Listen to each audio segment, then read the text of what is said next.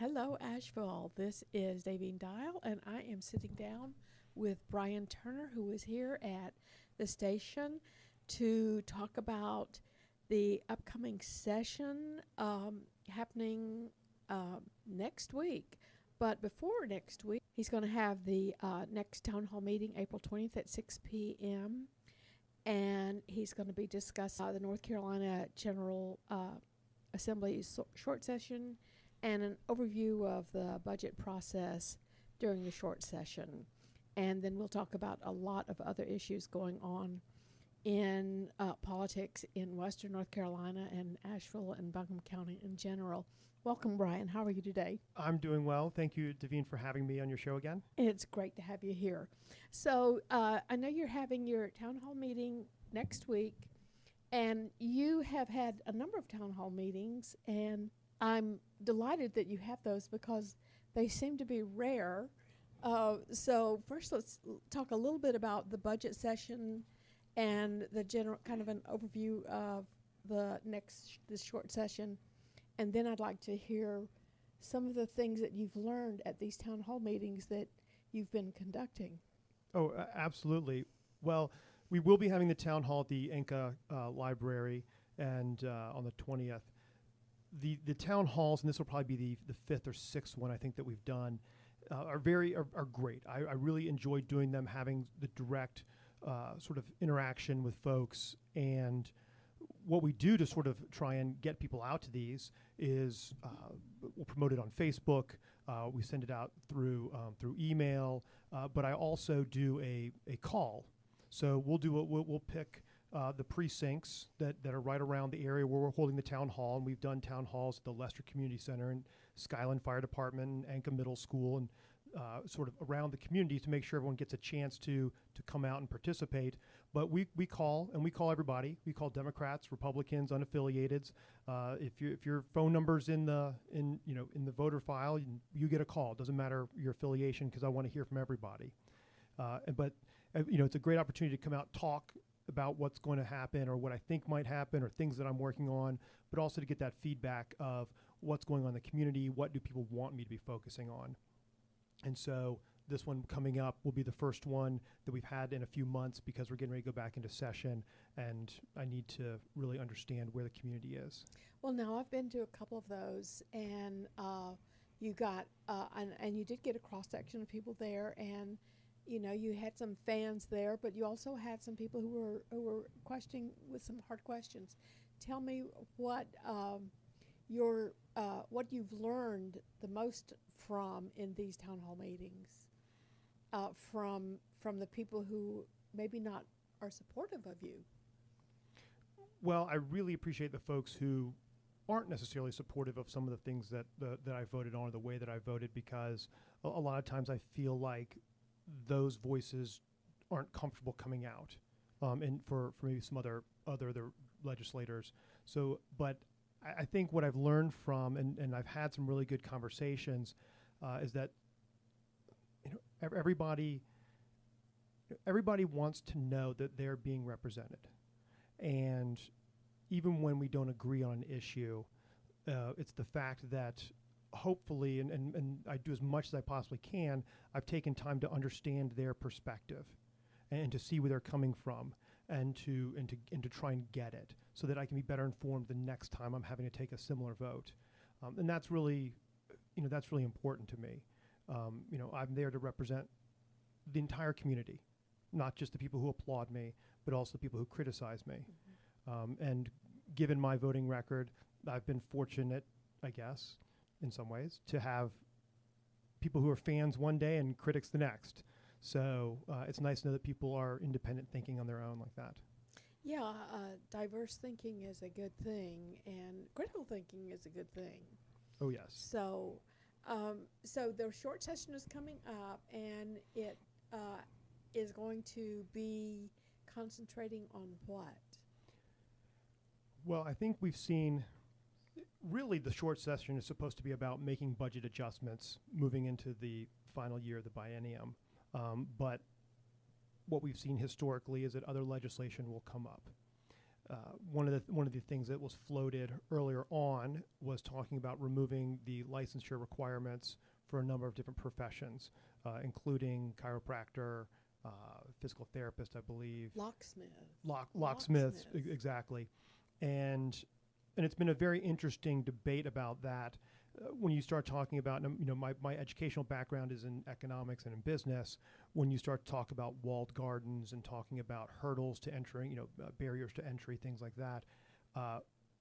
And so, but at the same time, licensure plays an important role in making sure that people are qualified to do the job that they're doing. So when you look at a locksmith and you look at a chiropractor, you want to make sure that someone sticking needles in your back knows what they're doing. One thing that I think that does need to be looked at is, are all the requirements properly aligned with what that job is?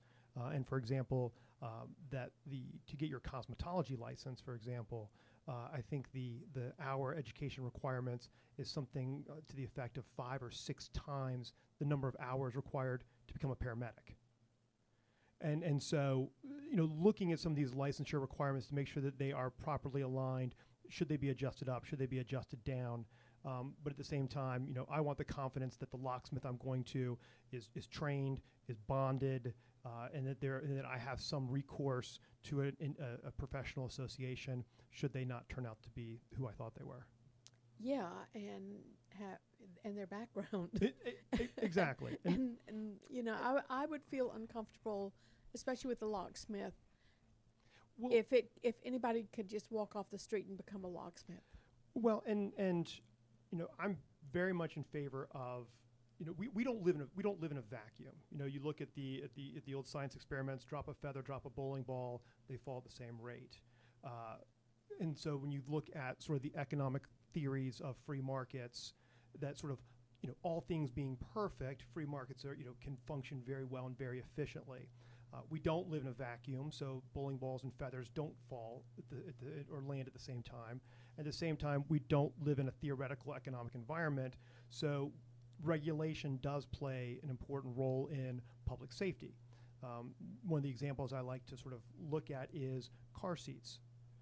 Having safety standards and regulations surrounding car seats is important. Now, you could say, well, if someone makes a bad car seat for babies, the free market will correct it. Well, that's all well and good. I don't want my child to be the one that leads everybody else to say that's a bad car seat. So there is, we want to limit regulation, but there is still a role for it in some levels. Yeah, absolutely. You've been very busy. You told me about a couple of the things that you were doing today prior to our interview. You were meeting with Liberty First about I-26 and I-40, and that has to do with the new upgrades in the works. And so tell me a little bit about what that group, which is in your district, what are their concerns? So with the I-26 expansion and connector, there seem to be sort of as many plans as there are sort of ice cream flavors, sort of the Baskin-Robbins 31 flavor sort of thing. And you can sort of pick, I like 3B, I like 2C. But in the vast majority of my district is not impacted directly by the I-26 connector, except for the portion that talks about changing exit 44 on I-40. So one of the challenges we have is that there's a neighborhood, it actually isn't in my district, it actually falls in Representative Fisher's district, but I know that whole I-40 or exit 44 interchange is very important to my area. And so I'm meeting with them because they want the DOT to be sure they're looking at when the Liberty Road exit goes in, how is that going to impact traffic flow through exit 44? And is all that's happening at exit 44 really necessary in terms of the taking of land and taking of homes, given that Liberty Road exit's going to happen? So the idea is to push to have Liberty first, have the Liberty Road exit put in first, and then reassess what really needs to happen at exit 44, or at least make sure the DOT is including that in some of their modeling. Now, gosh, I'm trying to think. So I'm meeting with these folks, and the goal with that is how do we bring the DOT to the table to have these good conversations? And one thing I've learned with working with the DOT is that you try and have an open dialogue with them. It's not. I've been working to try and get some traffic improvements on Long Shoals Road around Robertson High School, so that student drivers who are pulling in and out aren't crossing all these lanes of traffic on Long Shoals. And so I talked to Principal Roney, I talked to some folks, some parents, talked to the DOT and said, why can't we have a traffic signal? And when you focus on why can't we have a traffic signal, the DOT comes back and says, well, the traffic count doesn't require one, or doesn't meet the criteria for having one. And if we had a signal, it would do X, Y, and Z up and downstream in terms of traffic flow. And so I learned that the better question is, DOT, how do we redesign this area so that it's safer for younger drivers? And then have that conversation that way. How do we adjust lanes? How do we put up different markings, things like that, versus can we have a traffic light? No. So with exit 44, is there a way to preserve this neighborhood? Is there a way to reduce the amount of land that we're taking here so these people who've been in these houses for a long time can remain in them? Instead of saying, can't we just cut a lane off, or can't we just reduce this median? And that way it starts the creative process of, okay, if the goal is to save this stuff, how do we do that, versus the yes or no's of, can we reduce this lane? Can we eliminate this median? So that was the Liberty First group. Good. So it was good. Good breakfast at IHOP out there on Smoky Park Highway. Okay, let's go back to the session again for a little while, because we didn't talk about the upcoming budget in the short session. What's your take on the budget, and is there anything there that you think is problematic, or what are your thoughts? Well, I know that Governor McCrory has called for an increase in teacher salaries and is looking to bring teacher salaries up to the $51,000 a year. And I think the teacher pay is important. Increasing teacher salaries is important. The bonuses they had last year weren't included in their salaries, so they're not included in any kind of percentage increases. So doing teacher pay is good. The House tends to write better budgets, in my opinion, than the Senate. I supported the House budget last year when we initially did it. The version that came back over from the Senate wasn't something I felt like I could support, so I didn't. And so I'm hoping that we have a good budget out of the House, increasing spending on education. We did some good things with the bond this year, but then I hope that when the version comes back from the Senate, that it hasn't been modified to the point where I'm not able to support it. So do you think that there's a pretty good chance that the teachers are going to get this raise this time? I hope so, and I'm going to do everything I can to try and convince my colleagues that it's the right thing to do, and I think a number of them believe it's the right thing to do. It really just, I think, it's up to the Senate. And do I think it'll happen? I mean, it is an election year. So sometimes the desire to make these things happen increases as we get closer to November. I would like that if after we get through the election, that people would commit to, in an off year, things like salary increases, because these are people's lives, and this is important. Well, education is one of the most important government functions that we have. So that's very, it's a priority for a lot of people. So what else in the budget do you have any thoughts about? Well, really, public education is a big piece of it. There also have been some funding cuts in some other what I think are important areas. When you look at some of the regulatory agencies that we have here, DEQ has had positions eliminated, and so I know that there are some transitions going on with their attorneys and how they handle their legal challenges, and so I want to make sure that important regulatory agencies like DEQ are properly funded. Another one that's really near and dear to my heart is the Wildlife Resource Commission. And so I want to make sure that we're funding the WRC in such a way that they can continue to deal with things like poaching. They can deal with some of the disease outbreaks that we've seen, like whirling disease in trout. and that they've got the proper sort of people and resources to do these things. They're important. What is DEQ? Oh, Department of Environmental Quality. Oh, It used to be DENR. Oh, So okay. so DENR was rebranded as DEQ. I see. And then really kind of sort of lastly, and something that's also that to me is very important is state incentive money, JDIG, JMAC type money, so that we can continue to try and bring businesses to North Carolina, and we have some way to offer them those incentives. That's always been something that's important. The governor knows it's important. Department of Commerce knows it's important. Secretary Skvarla knows it's important, and so I hope that we're able to put money in that area as well. So as far as the business climate is concerned, how do you think, aside from the current problems going on with HB2, how do you think North Carolina is doing as far as promoting new businesses and bringing businesses in that, pay people a really good salary? Well, and that's always How are they doing? Well, and it's hard to, given what's recently happened, sort of pulling that aside. I think that a good positive signal is that we passed the bond. Mm-hmm. And so that's a signal to, I think, businesses looking at North Carolina. We're going to be investing in our infrastructure, in our universities. We've made the commitment to stop taking money out of the highway fund, so we're going to be able to invest money in roads and bridges. It'd be good to see some more money in things like rural broadband to show that that interconnectivity is really important. If you go out in my district and you go out deep into Leicester, into Sandy Mush, you can't get a cell phone signal and you can't get high-speed internet. I mean, people talk about, go stream this on Netflix. You can't do that out there. Right. And a whole part of our community is being left behind because they don't have access to what's an increasingly sort of digital economy. And that's not just the buying and selling of goods, but it's also being able to offer your services and being able to communicate with people.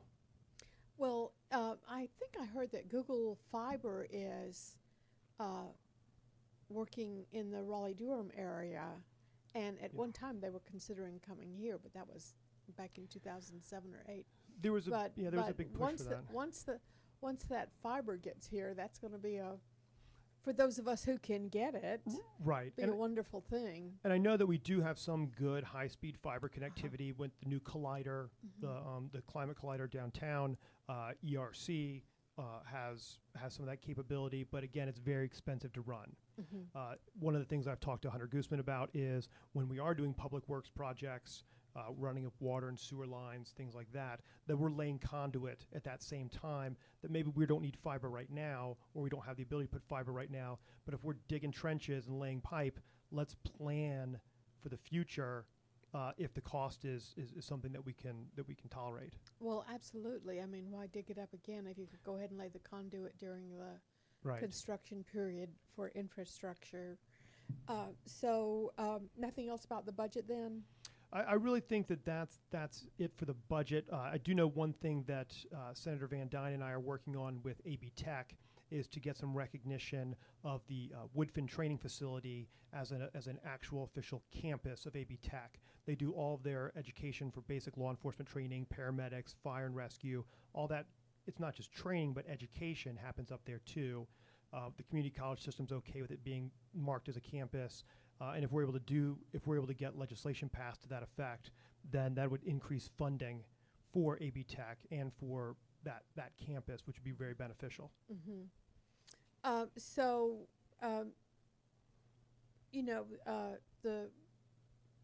Everybody has just been in a tizzy over HB2. Let's talk about that and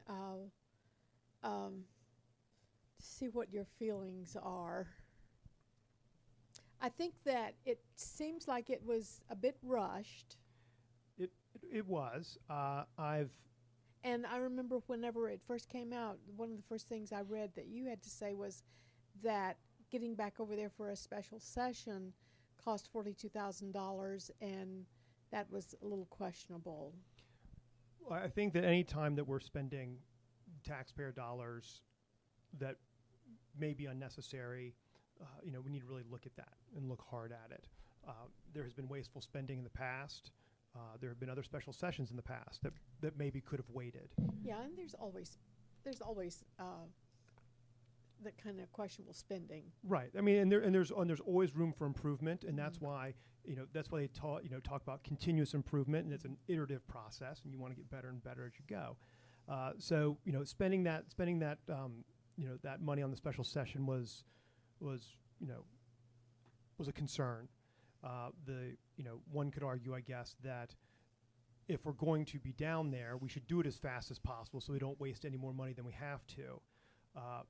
The flip side of that coin is, by moving at the speed we did, it really didn't give an opportunity to have a full debate, and I don't necessarily mean and it didn't give people the public really a chance to weigh in. There was a committee meeting.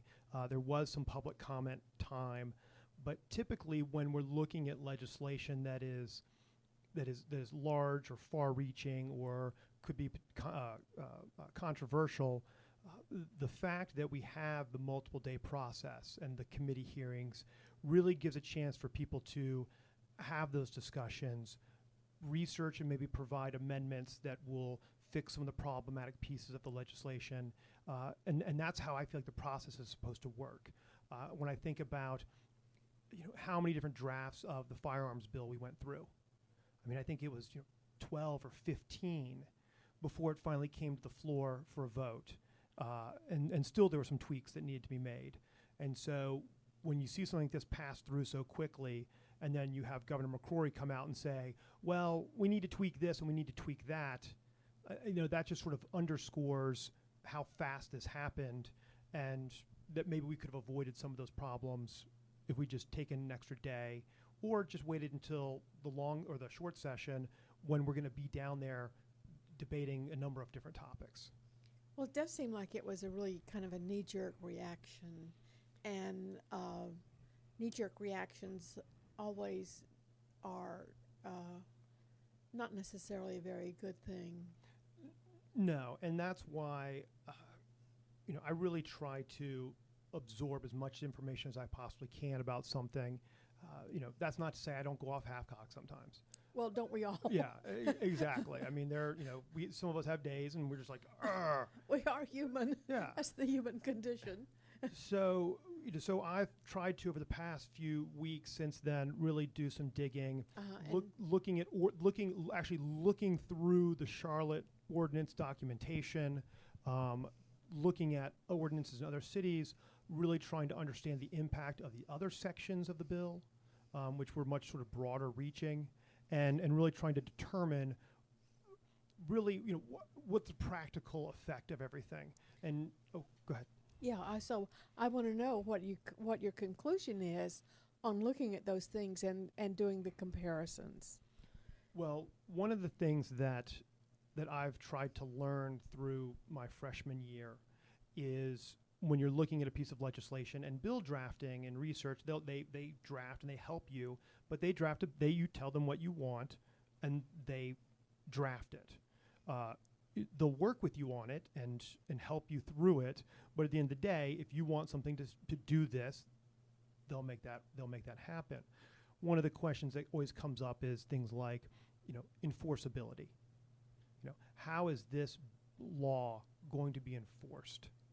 And I think that's one of the questions surrounding House Bill 2 when we're looking at the Charlotte ordinance, when we're looking at non-discrimination protections and things like that. How is this going to be enforced? And so it's sometimes easy to kind of push that down. Well, that's the sheriff and the police department's problem. That's the DA's problem. But I feel like our job is to be a little bit more thoughtful than that. Mm-hmm. Then becomes not just how are things enforced, but then how is this actually going to function in our society? And when we look at some of the changes in terms of eliminating things like familial marital status from the non-discrimination clause, not including things like, or I should say eliminating but not including marital orientation. What does that mean? What does that open up people to? Eliminating the ability or to really sort of pursue a claim in state court. And so, all the practical effects of, if you try and sort of run these things through and say, okay, somebody tells their boss, I can't work Wednesday night, I'm going to Bible study. The boss says, sorry, I need you here Wednesday night, you're fired. And you feel like you've been discriminated against because of your religion. So now, previously you'd take that to state court, and I think that, so now you've got to go to federal court. Now, there are some technical issues that have been written about talking about, well, you can actually go to state court, but it'll actually get kicked up to federal court. But at the end of the day, you're going to end up in federal court instead of being able to pursue it in state court. Much longer process, much more expensive process. So what does that mean actually? And higher standards, I think. Higher standards, shorter time frames to file a claim. And so are we throwing up burdens for people seeking justice? People who've been discriminated against for whatever reason, I feel like we shouldn't be putting obstacles in their way to seek that justice. Well, do you think some of this stuff that you're mentioning that are creating obstacles is something that's been on the back burner, that they use this particular issue to throw it out there and get it voted on in a hurry? Gosh, one of the questions that has come up is, where did the language from the bill come from? Right. And I always find it curious when no one's willing to claim the language. The way that the system works, though, is somebody has to tell bill drafting, I want the bill to do this. I want it to include this. And it may not just be one person on the phone, but researcher, bill drafting, or somebody's in the room listening to the discussion so that they can take it and go and draft the legislation. So somewhere somebody said, I want this bill to do this. I want it to include this. I don't want it to include that. And the fact that nobody's sort of owning up to it, I think speaks to the fact that, this bill was rushed, and that it included a whole host of other things than just dealing with the Charlotte issue. And, at the end of the day, there's also the element of local control. And yes, the state has absolute power. But just because you can do something doesn't necessarily mean you should. Right. And a lot of my colleagues, and myself included, complain about sometimes the federal government and their overreach. And there are times when we don't take federal money because we don't like the strings attached, or we don't like the fact that they're imposing something on us. I mean, people filed suit against the government so they weren't forced to take Medicaid expansion. And so, we're kind of not practicing what we preach a little bit. And there is that 140-year Democratic control of the state whenever home rule could have been dealt with in a different way, and it wasn't.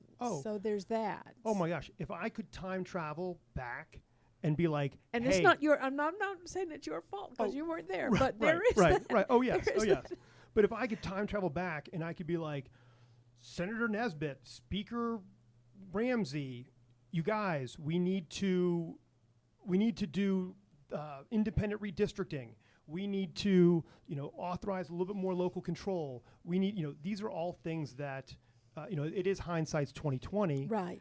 And I hope that in the future, when maybe the balance of power is a little bit different, that we will remember these times and we will hold true to our criticisms and say, you know what, we are going to make these changes. We don't like it. Well, that would be good, because just with home rule and gerrymandering, because each side, it's almost like each side plays it, and when the other side does it, it's awful, but when their side does it, it's not so awful. Well, and I think that, and when you look at Senator Apodaca filed legislation on multiple occasions asking for independent redistricting. When, now that he is the chair of the Rules Committee, independent redistricting legislation goes to a slow torture death over there. And he says it's not going to happen. And so, maybe now that he's moving on into retirement, maybe he'll take this opportunity to say, you know what, let's actually do this. Because he won't be affected by it anymore. Right. Right. He has the power. So Yeah. Senator Apodaca, if you're listening, Yes, Senator that would be Apodaca. great if you could Think help me about- with that. Yeah, think about that. That would be a good thing because, it's clearly self-serving on both sides. And it's the perception that each side is kind of playing the system. It is, and whether you're gerrymandering at the state level, whether you're redistricting at the city and county level, all those things need to be looked at and addressed. We had a number of redistricting that happened in Greensboro and Wake County, and some similar to what we happened here in Buncombe County a few years ago. And while the result in Buncombe County I think was a good one, the process I didn't particularly care for, where it was done sort of against the wishes of a lot of other folks and sort of unilaterally. And that's similar to what we're seeing in Wake County and in Guilford and Greensboro. So there is a role for that. But I think it's more, if you can do it as more of a collaborative process and less heavy-handed. I always find that to be more constructive and productive for the long term. Yes. Let me pause for a minute Sure. here and take a station break. You're listening to WPVM 103.7 on your dial. We are the voice of Asheville, and we're speaking here with Brian Turner, who is getting ready to go back to Raleigh for a short session, and we're talking about different aspects of what he's learned and what's going on in the state. And we were just touching on a little bit about, when the Democrats had it, they did it this way, and the Republicans they did it that way. And prior to the interview, we were just touching on the two-party system in general, and your feelings were kind of interesting about that, because clearly you are a Democrat, but you're one of the more independent Democrats that I am aware of. You tend to, from what I observe, do things a little differently than some of the Democrats in the area. So let's talk a little bit about the two-party system, and what are your thoughts about it?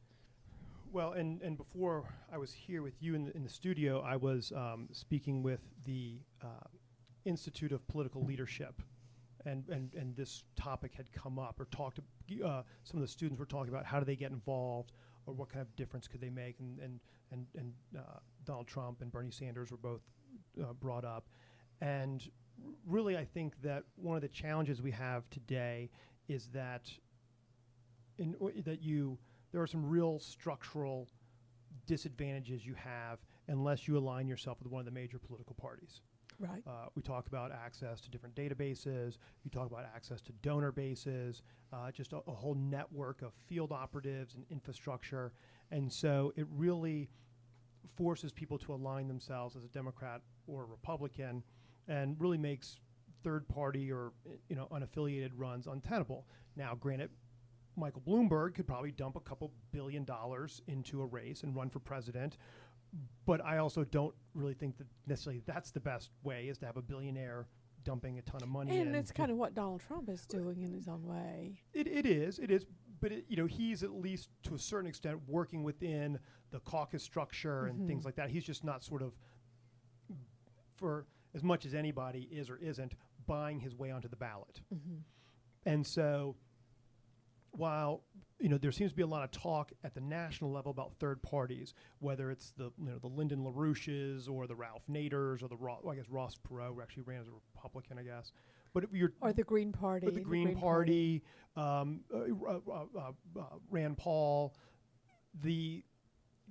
People seem to focus up there, but I think that if we could look more to unaffiliated runs at the local level, and you start there, and you start to see about are people can that kind of system, can that kind of process be viable?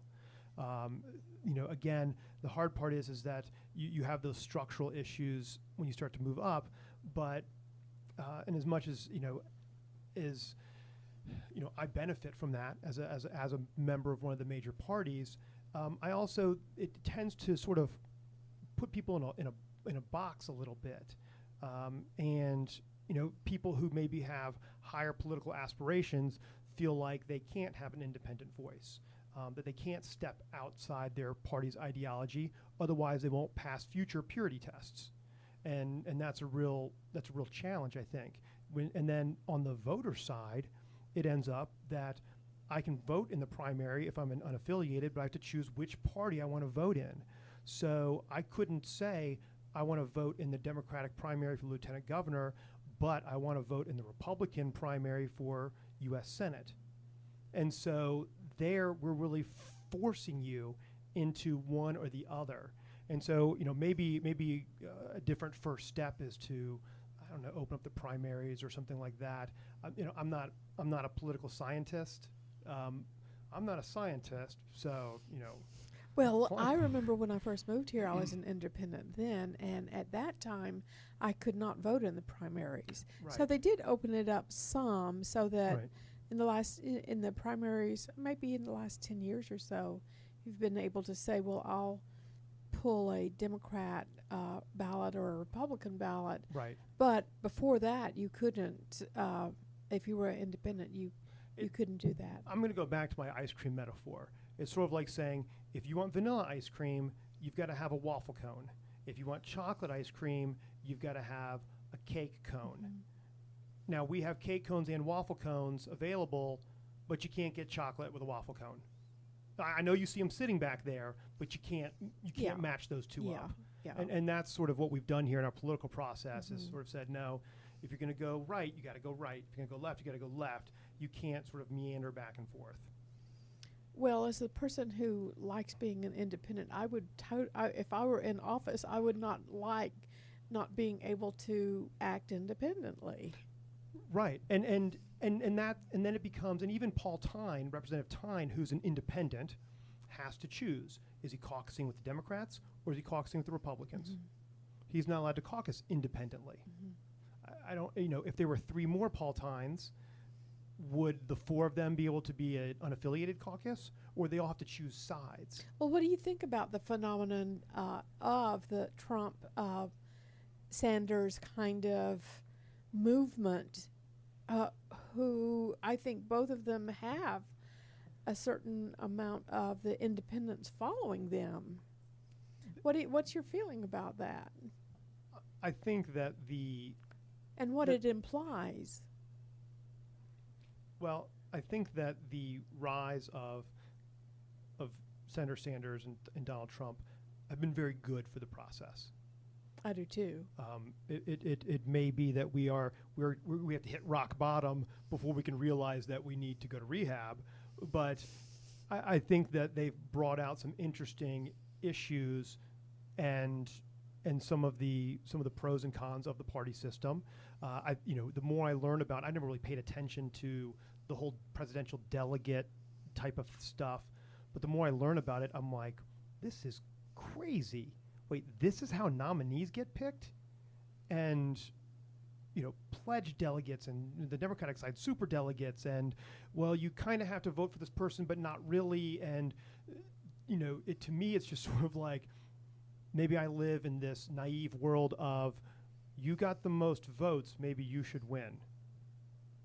Because isn't that what the Democratic thing is about? Yeah. So when you get situations where, oh, Bernie Sanders, you got more votes, but you're going to get the same number of delegates because this state does it this way, or over here with caucuses, which I do not understand.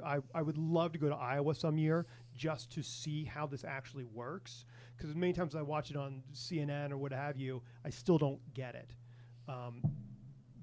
But those 2 gentlemen being in the race have really affected the political landscape, and I think in a good way. Mm-hmm. Well, in a good way so far. Let's see what the results are when we're done, Right. and we can decide whether or not, because sometimes you can get all the right ingredients and it makes for a horrible dinner.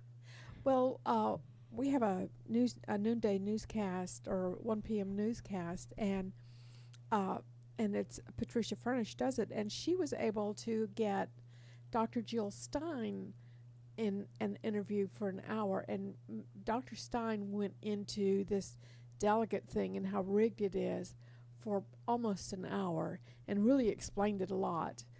And that's on our archive. So I'll have to go back if and people listen to will, because it's from her point of view, and she's with the Green Party. Mm-hmm. But she did really get into how it all happened and how we got to this point with the delegates and the Right. super delegates and the whole kind of rigged thing that's going on. Well, and that's the thing is over the decades and the generations, we've kind of put these layers and layers of bureaucracy and these complicated rules, really in a way so that a handful of people can kind of control the process. And that's what she said. And it's just like whenever you live in a house and, through the years things accumulate. And then one day you just can't get out from under it if you don't do constant house cleaning. Right. And right. you don't, and it's almost like you have to have a guard at the door to keep the clutter out. And that's what you get with the bureaucracies. I will tell you, so this is going to be kind of a weird metaphor, but there's a scene in The Devil Wears Prada where Meryl Streep talks about the blue sweater that the other woman, whose name is escaping me, is wearing, because she kind of scoffs. And she's like, sweetheart, I think she maybe used that term, or honey, and talks about how that blue sweater, the decision for her to wear that blue sweater was made by somebody else a year ago. And she doesn't know that that decision was made for her, and that through markets and research and this and that sweater came to her. But that really, she didn't make the independent decision she thought she did. And that's what I feel like this primary process is like. We think we're going out there and voting for folks, but in reality, it's other people who are making these decisions. The string pullers. Yes, or reducing the number of decisions we have. I don't mean to be such a downer. No, but it's fun to, it's kind of interesting to talk about this stuff. Yeah, it is. Well, I think it's led to so many people leaving both of the major parties and turning independent, because now there's more independents than there are. I believe the last I saw was 42% of Americans now are independent, and the other two parties split the rest of the numbers. So there's a number of people out there. I mean, there's a huge amount of people who are feeling like, what the heck is going on here? Well, it's sort of like, growing up, people are like, you drive a Ford or a Chevy? And now it's like people are like, you drive a Ford or a Chevy? And people are like, I ride a scooter. And you're like, wait, that wasn't one of the choices. And you're like, well, maybe not, but that's what I'm choosing to do. Yeah. So one of the things that you told me that you were very interested in is the Farm Heritage Trail, and that you're working on that. Tell us about that. So while Buncombe County as a whole has had great success with the tourism economy, and absolutely, and regardless of how you feel about tourism jobs and things like that, I mean, I always like to go back to the fact that as far back as the 1800s, Asheville was a tourist destination for tuberculosis hospitals, things like that. And it certainly was. I'm in the DAR, and we did a tour last spring of all the homes where the DARs from all over the country had built their cottages here, mostly in Montfort, and prior to downtown becoming what it was, there were a lot of places downtown, and these were all tourists, and they would come here for just 2 or 3 months, or they would come here for the weather. And so it's been a tourist destination from the beginning, and you can just blame it on the spectacularly, stupefyingly beautiful location and the scenery that we have here, and the terrain and the pristine beauty that surrounds us, and it's because of that. And the weather. And I mean, it's unbelievable. And there was some German doctor who came here who was saying that it was the perfect blend of temperature, barometric pressure, and sunlight, and which I thought was a very curious descriptor to be like, well, I'm wondering what kind of instruments he used to measure the appropriate amount of sunlight here. I believe I know where his compound is. It's over there around Albemarle area, von someone. Yes. And there's a compound there that you need a pass to get into. Oh wow. So I think something is still there connected to that. But it was it's that kind of yes. We were the right mix, and so tourism's been here a long time. Right, and it's going to stay. It's going to stay. It's over $2.5 billion of our local economy. And the PR firm that the city has hired, Peter Mayer in New Orleans. Mm-hmm. Well, I lived in New Orleans for 10 years, and I know what that PR firm has done for New Orleans. They're going to put they're expert at picking out the real essence of a community and what makes it authentic and different from anywhere else, and they are expert at telling the world about that. And so if you think tourism is bad now, you give this firm a couple more years and it's going to be even more of a tourism issue for some of us. Well, I wish we could find some maybe a little bit more local to handle our marketing and branding, but they do seem to be doing a good job. Yes. And we can tell by the traffic counts on Sweden Creek Road and Hendersonville Road and everywhere else that we're trying to get someplace. But tourism is an important part of the economy. It's here, and so now we're seeing other areas that are trying to sort of capitalize on those people coming. That if we're going to have 3.5 million overnight visitors a year, how do I get them where I am? And the Farm Heritage Trail is something that the community of Sandy Mush and also some folks in Leicester are working on to try and sort of elevate the profile of the older farms and farms that have been put into conservation out in that area. A lot of those farms have been put into conservation so they can be protected. It's a beautiful area when you get out there, and I'm very happy that it's going to be preserved in many ways the way it is.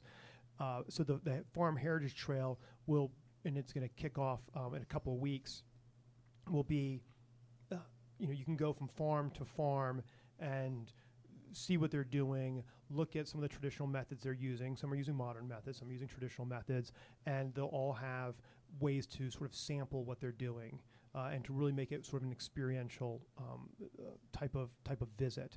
And so and the idea is, to hopefully bring some more folks out into Sandy Mush and to help these farms be more sustainable and to give them some extra revenue, give them the opportunity to expand a little bit, or maybe it's just enough extra money that it'll get passed down one more generation. And it won't get sold off someplace, or it won't, end up in a developer's hands or something like that. So, is there a website that you know of that? Oh gosh, I wish I knew off the top of my But head. I'll bet you if you went to the Magic Google, If you went to the Magic Google and you did Farm Heritage Trail, and it would show plus Sandy Mush. It would show up. It would be right there, and it's May 7th, and it kicks off at 10. And I'm going to be out there with some other folks, Terry Wells from Bee Branch Farms or Bee Tree Farms, and we're going to be. It's going to be fun, and I'm really and I'll tell you, if that's one of the great parts about this job is, I don't have to go out and talk to people, but I have a good excuse to go out and talk to people, and I love it. You drive out, you go to Turkey Creek Cafe on New Leicester Highway, and you just talk to people. Or you drive out to Sandy Mush, and you just go and you just talk to people. And that is, and whether you're running for office or not, just going out and meeting new people and learning about the community and learning about the history, it is fascinating. We are very lucky where we live. I know, and so I come from a family that had that agrarian background down in South Carolina, and so it's for many of us, it's kind of in our DNA to be appreciative of that lifestyle. And my husband and I went to the city market this morning, and it was fabulous. And I think that when I first moved here, we didn't have very much of that. Right. But I lived in Europe. I had the opportunity to live in Europe back in the mid-'70s, and every weekend the farms would bring in everything to the town centers, and it was a huge tradition. Oh, and now we've got the one down there by the city building. There's one that's at UNC Asheville, and then of course we've got the West North Carolina farmer's market, right, which is right there off Brevard right, Road. right. But I think about my grandma, our Flag Pond. She lived on a farm in Flag Pond, and I remember her telling me stories about how they never even knew the Depression happened, on some level, because they were out on the farm. And because they were on the farm, they didn't ever have a lot of money. They were self-sustaining. Exactly. They grew, if they couldn't grow it, or they couldn't hunt it, or they couldn't build it, it didn't happen, or they couldn't weave it. Right. And she used to talk about how she's like, family would come in from come out and visit from town, and because they didn't have any food, they didn't have any money to buy food, so they'd come out to the farm to eat. And so this spring and this summer, Eleanor and I are doing. We did some raised beds in the backyard, and we're doing some gardening because my grandma grew up on a farm like that. When she used to run the detention center, she used to work about an acre of land, and I used to help her with that. And I can remember my hands being all red from the iodine and the corn seed, and so I want to make sure Eleanor, while she's not going to be able to experience it on that scale, understands what it's like to plant and to grow and to harvest and to eat what you've done. Right. I mean, I take her hunting so that she can learn how to hunt and eat what she kills. I want her to eat what she grows too. I'm telling you that Eleanor is a lucky little girl that she's got a dad who's teaching her how to hunt and fish, because hunt and fish and grow things, because you never know. No, when the 1 second after happens and the EMP happens and we're all trying to figure out how we're going to feed ourselves, don't come to my house. Well, when I was living in Europe, this was in the mid-'70s, but there were still plenty of wives who were European, who were children of coming through World War II. Mm-hmm. And so that is how many of them were able to survive. One of the big lessons I learned from them is, don't waste your money on plastic stuff and stuff that's disposable. Always spend your money on things that, if you had to, you could take to a farm and trade for food. Right. Good quality, durable goods. And I think about, maybe it's going to cost you an extra few bucks. Maybe you're going to have to save up for it a little bit longer. But to buy that pair of boots that are, it's got the soles that are sewn on instead of glued on, those little things make a difference in the longevity and the usefulness of the stuff you buy. Right. Yeah. And so, the wives that I knew who were one generation away from World War II, they were very frugal, and they did not waste money at all. So hopefully the Farm Heritage Trail will be able to kind of show some of that independence, some of that self-sufficiency, and hopefully it'll bring some more economic development or tourism traffic out that direction. Of course, you probably don't want too much, because it is a great area, and we don't want necessarily a whole bunch of people being like, oh my gosh, this is beautiful, I'm going to buy a farm out here, and then all of a sudden, it's another be a gentleman farmer. Yeah. Well, so what are they growing out there in your district? Legally? No, I'm kidding. Well, yeah, we can start there legally. If you drive out New Leicester Highway and you go like past Nelson's farm, it's a lot. I mean, it's just a lot of tomatoes. You get some beans and corn. I mean, it's really just sort of, I don't think there's necessarily any sort of primary crop that overwhelms everybody else. Not like tobacco used to be. Right, exactly. And even here in the mountains, for a long time, tobacco is kind of like you had an extra acre for tobacco, and that was your Christmas money. The tobacco. That was money, your allotment. Exactly. And I know that there's some folks who are working on out in the Candler area of reintroducing some of that type of work through beekeeping.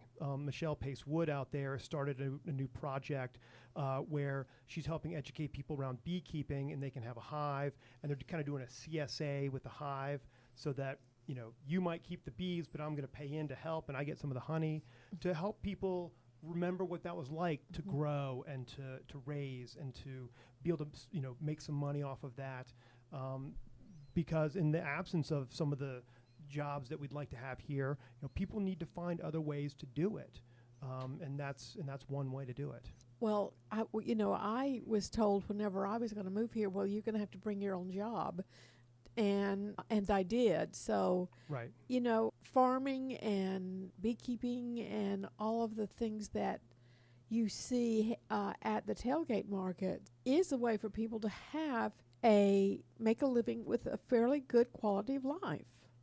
It is, and we're always thankful for I was at GE earlier this week or last week for a dinner that the chamber and the EDC was doing, talking about innovation, and so you get to see the inside of GE Aviation and what they're doing there. Those jobs are great. Hopefully that will be successful and we'll get more. Jacob Holm, their expansion, those are fantastic jobs, and we want more and more and more of those. But in the absence of some of those, or while we're trying to get them here, having those additional resources, having people come to visit Asheville and Buncombe County, driving around, buying local honey, buying handmade stuff. Buying wildflower flowers that have been grown. Right. So, these are, it's so funny. It's sort of like people are spending tens of thousands of dollars with marketing companies trying to create authenticity, artisanal, craft, handcrafted, this and that. The stuff that's out, the stuff you're going to get out in Candler, out in Sandy Mush, out in Black Mountain, Fairview, that's not marketing authenticity. That's actual authenticity, honest to goodness, yes. sort of mountain ingenuity, yes. and us doing what we've been doing for generations. Right. Artisanal cheese and mountain cheese. Yeah, exactly. Give me $5,000 and I'll brand it so that everyone, you see stuff in Seattle and Brooklyn all the time, and it's like, is there really a history behind this, or are you marketing a history? Yeah, you manufactured it as some sort of artisanal, down home, feel good piece of merchandise. Well, I was around when Burt's Bees got started. Right. Because I was in the business that used a lot of herbs, and there were these little small herb conventions that happened around the country, and they got started very small, and then they turned into one of those big conglomerates. Oh yeah. So they're huge now. Yeah, really huge. I watched a little bit of that documentary about Burt. Yeah. Yeah. It was hard to get through, but I watched the first little bit, and I was like, it's a unique individual. Yeah, very unique. But anyway, so for me, I'm very enthused and happy to go to any of the tailgate markets and see how absolutely thriving they are, and how many people are there and just really into being able to buy direct from a grower or a soap maker or whatever. Plus, we were at the bread festival this morning. Now that is just a phenomenal experience to go through. You get to sample all the bread, but there were, there's a bigger and bigger industry here of growing wheat and grinding grinding the wheat, and several of the bread people that were there this morning had bread that the flour was grown here or grown in the area and made here. Plus, they were selling it. The bags of flour that they've been growing. So it's really fabulous. And that's sort of vertical integration and sort of when you start to attract your supply chain, and this is what happened in Greer with BMW. And we see some of that here with the beer industry, and so you have the spin-offs from it. Exactly. So the more we can do those kinds of things and create opportunities, and there'll be some consolidation, and there'll be some winners and losers and things like that. But if we can maintain some of that, and people can be profitable and make a living from it, that is great. That's the kind of local economy we want to support. Yeah. So I'm sure I will see you one of these days at one of these tailgate markets, because I'm a really big fan of it. Well, you've been listening to WPVM 103.7, and this is Davine Dial, and I'm interviewing Brian Turner about all sorts of things. Brian, got any last-minute things you want to wrap up with? Just looking forward to my town hall on the 20th, and eager to see what happens when we get back into session on the 25th.